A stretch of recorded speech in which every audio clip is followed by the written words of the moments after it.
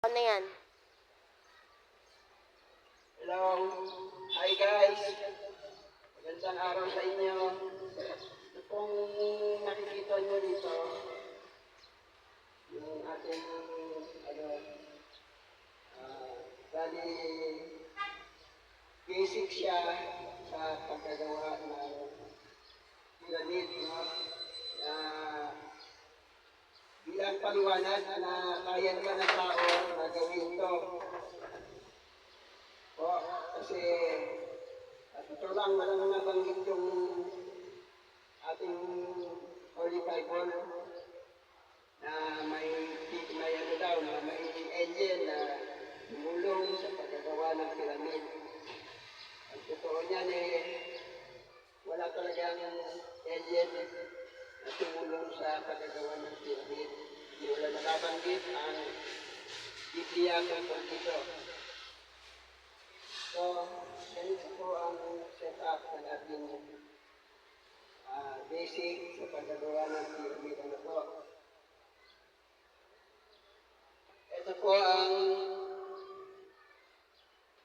ating, ganito po ang blocks ng pyramid, no? Yan.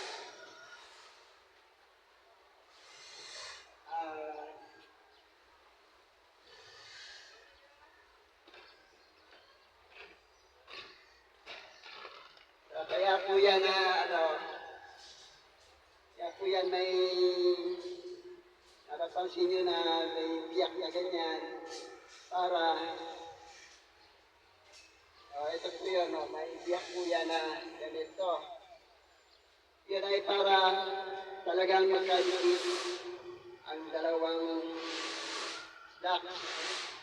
Pag nilagyan ng kumbaga parang halo na sabi nila granite. Yan po, ganyan. Yan. Kasi, kung halimbawa man po na ganito, wala siyang iyak na ganito. Kapag once na pinagtabi mo po yung dalawa, meron pa pong hindi talaga magkakadikit dito sa side na to, sa pagitan. Yan ay dahil na pagdadaanan ng mga insekto. Ito, dito po yun. Pag pinagdikit nyo lang na gano'n, ay hindi po yung tama. Ang tama po ay ganito. So, pag pinagdikit siya, dalawa na yan, pag pinagdikit, yung mapapalaman na halo dito ay talagang magdidikit sa isa. Kaya po siya. Kaya po yan walang rito para dumikit din sa ilalim. Ito po. Ito. Didikit siya sa ilalim. Yan po ang plato. So, ito naman po, yung nakikita natin na parang hindi siya, para hindi mahulog yung paglalagay ng halo dito sa loob. O, yun. Kaya kung makikita niyo po, pag nasa loob kayo ng pyramid, ganito po ang itsura.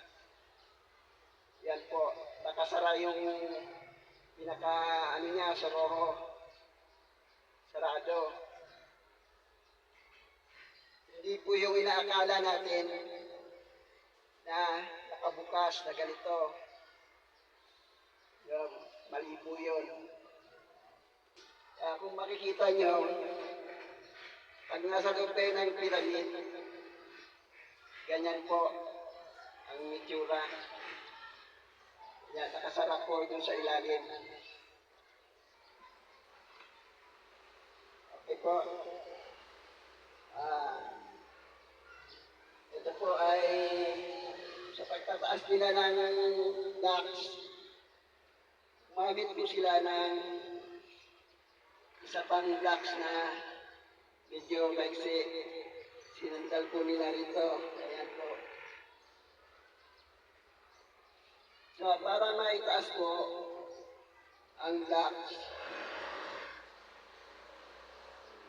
ayan po, lagyan na sila ng, dito po sila dumaan. O, ayan. Nataas po nila dyan, then, dito na po nila sasalansan. Ayan po. Ganyan po ang pagkakasalansan niyan. Po. Tapos yung susunod, ay ganun din po, itataas nila yan. Then, dito po yan, pinapadaan din. O, yan po. Yan. Bali ganito rin po yan ha. Kalalabasan yan, bali ganito po. Yan po.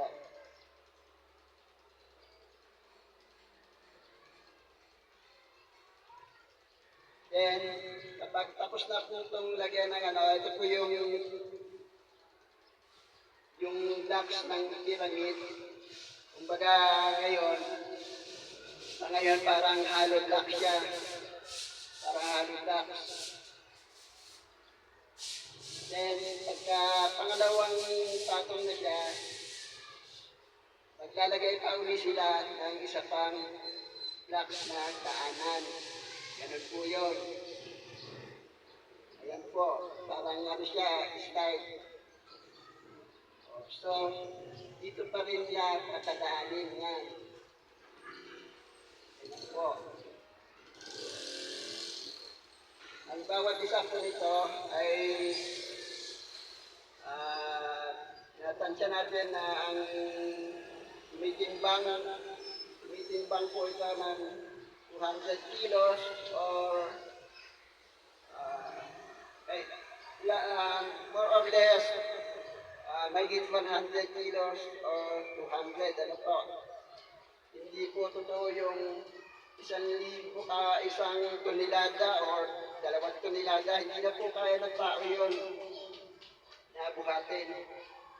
Kaya posible po yun na mabuhat nila kapag tonelada na, kasi alam na tonelada na po yun kasi may laman na po itong blocks na to. Kaya mabigat na.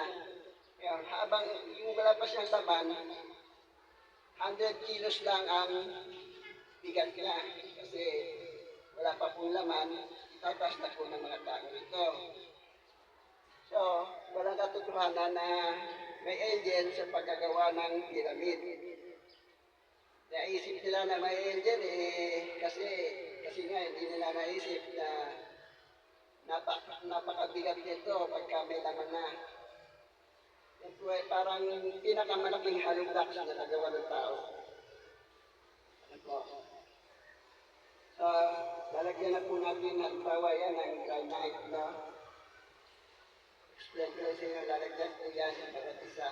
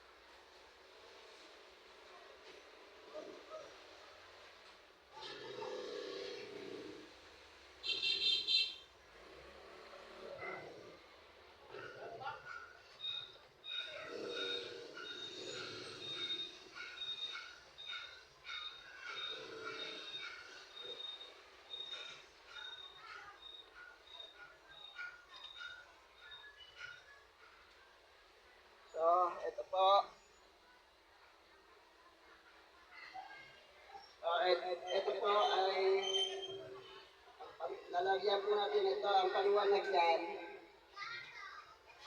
Bawa po, tuyo na yung pangalawang patong. No? Kasi kung hindi natin lalagyan ito na doon, matagal po matuyo eh.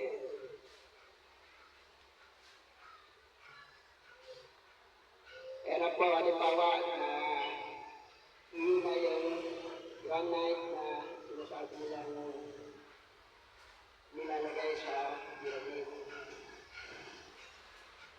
Kasi po, ang pyramid, gawa po sa granite yan. Hindi po siya gawa sa talagang simento natin ngayon.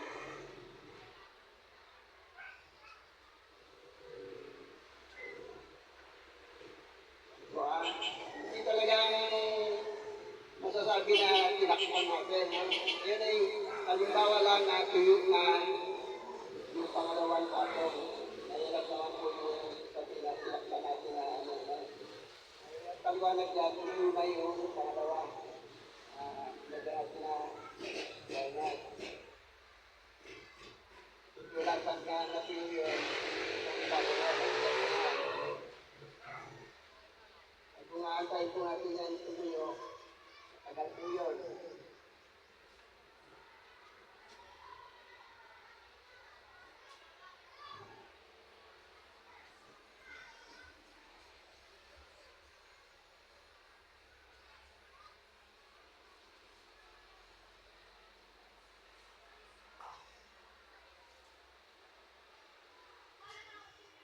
Yan po, halimbawa po, tuyo na ang ating gumawa na pangalawang patong ng pyramid.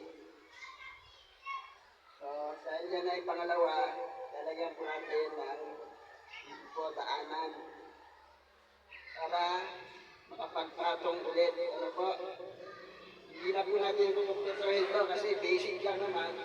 Pagpapaliwanag lang naman po. No? Dito po yan yung tinataas. Tinatao, yan po. Then, tanggalin nila dito. Yan po. Bali, pangatlong patong po yan.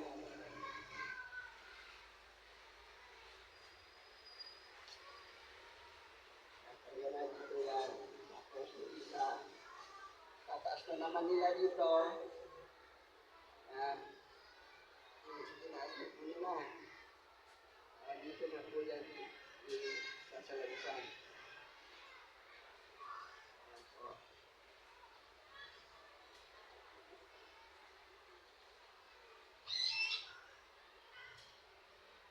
So, lalagyan muna natin ang granite po, kasi ito parang hollow blocks po na malaki.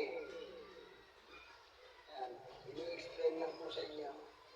Para, hindi kayo magtataka na kasi po, ang iba naniniwala na may alien sa pagkagawa ng pyramid. Inangat daw ng alien yan, tumulong daw yung alien. Wala pong gano'n. Ito nga, basahin nyo po sa Genesis Kapitulo 41 po, versikulo 15 hanggang 30. Yun po ang nagpapaliwanag po. Sabi po doon ay nagkakaroon ng mahabang tagutong 7 taon po yun. Yun po ang kasi yung haling paraon na nagilid na nagkatotoo naman. Kaya pinaghandaan nila yun bilang paghahanda bago sumapit ang tagutong. Yun po, nagawa sila ng istakan. Nag-ipon po sila ng pagkain yun sa istakan. At sa palagay ko po yun ang pyramid kasi sa loob ng 7 taon ba naman, hindi po nasira yung pagkain sa loob ng ginawa nilang istakan. 7 taon po. Ano po ba isipin natin nun? Diba ang pyramid lang ang may kakayahan na mag-preserve ng pagkain kahit anong tagal po ng inistak doon na pagkain. ay hindi po na masisira ang pagkain sa loob ng pyramid. Yun po ang paliwanag doon. Yung nabanggit na gumawa sila ng pag-iipunan o pag-iimbakan ng pagkain, yun po ang pyramid. Yung gawa nga po 7 taon, biro niya, kailangan makapag-ipon sila. So, maliwanag na pyramid yun kasi hindi po nasira ang pagkain. Kung yun po ay ordinaryong istaka ng pagkain, malamang na nagulok na kung ano man yung in-stock nila doon. 1 taon pa lang, may amak na yun kung ordinaryo lang na istaka ng ginawa nila. So ang paliwanag noon, hindi nagulok ang pagkain, kaya yun ang pyramid. Yun na po nila siguro yun, i-stock na po. Sure na yun kasi hindi naman na sinagulok. Okay. Lalagyan po natin ulit ng granite. Kunyari ba? Sige po.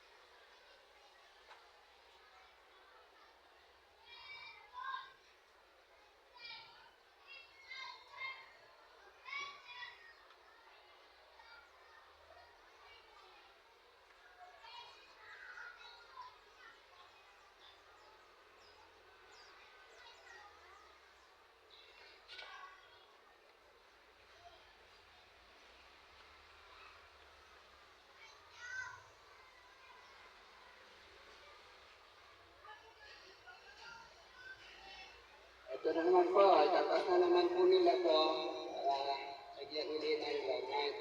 So, dito po yan sa taas. Ayan po. Then, dito po nila yan ihilala. Ganun lang po yung nila style. Wala pong katotohanan na may angel na tumulong sa paggagawa ng pyramid. Hindi ko po sinabi ng papaliwanag lang ko sa inyo, may alien kaya lang nasa kalawakan po yun. So, hindi po sila tumulong sa paggagawa ng pyramid. Walang alien sa paggagawa ng pyramid. Alam niyo po kung bakit na nagmamadali lang po sila ngayon kasi baka darating na nga po ang panahon ng tagutom. So, aantayin pa ba nila na may angel na dumating para gawin ang pyramid? Imposible po yun, kaya mag-aantay sila. Darating na nga yung problema nila, mag-aantay sila. Paano po kung walang dumating na pyramid? Kung walang dumating na alien, paano po yun? Iantay sila ng antay. Hindi po nila magagawa yun kung mag-aantay na sila na mag-aantay. Kaya, hindi po totoo na may angel na tumulong. At sila na mga tao, kaya nila yun. Kung ganito po ang sistema, ito po, iakyat lang po nila gano'n. Then, dito na po, ilalagay ito po. Yung nga pangalan, kung medyo magtataka kayo,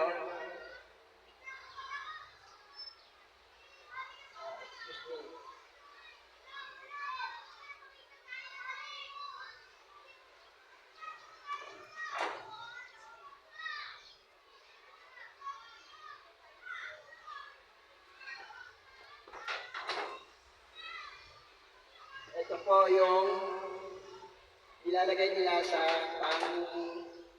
bawat kanto. Ito po ang nilera nila sa yung hindi kanto, ganito po ang sistema. Yung sa mga kanto ng pyramid, ganito po ang estilo o pagkakagawa ng blocks niya. Ganyan. Ito po sa kanto, ha. Ayan po. Ito po yung hindi siya ang kanto. Ayan, ganyan po siya. So, kapag ganyan na naka-higit na halimbawa ng pangatlo, gagawa na naman sila ng lalagyan na naman po nila ng ano po ito, pangatlong hagdan. Yan, yung ganyan na dito nila inaangat ang ano ng pyramid. Yung box ng pyramid, ito po, inaangat po nila dito.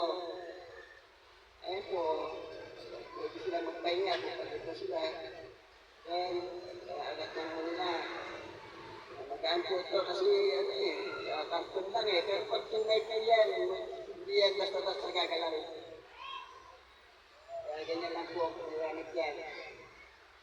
Okay. Then, ganyan po. Kita niyo po, medyo mapalit na yan. Kasi nga po, ang pyramid, medyo palit na yan. At ang tumataas.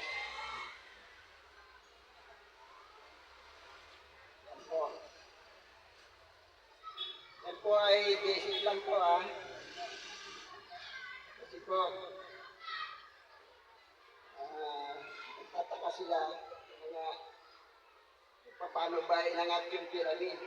Ito lang po ang paraan na tamang daanan nila. Ito ay yung iba maghihila, yung iba naman magtutulak. Ganyan. Kaya po lang yung tao yan. Kulang-kulang 200 lang ang bigat nito, 200 kilo. O kulang pa sa 200 na 180 kilos, yun lang po. Yung pinilang iaangat yan. So, ayan na po. Ganyan. Alisalan na po. Ito po. So, ang inyong panglingkod, Rolando Molo, maraming salamat po kung ako inyong naiintindihan. Thank you. God bless you all.